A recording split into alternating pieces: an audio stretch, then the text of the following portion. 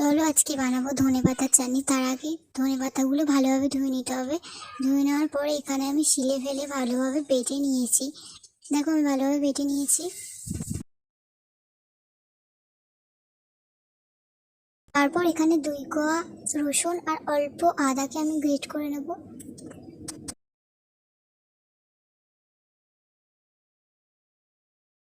আর একটা লঙ্কাকেও ভালোভাবে গ্রেট করে নিয়েছি।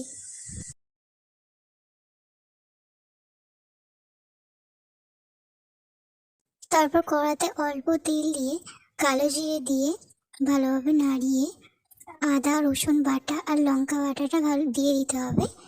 তারপর পেস্ট করে রাখা ধনে বাটাটা দিয়ে দিতে হবে।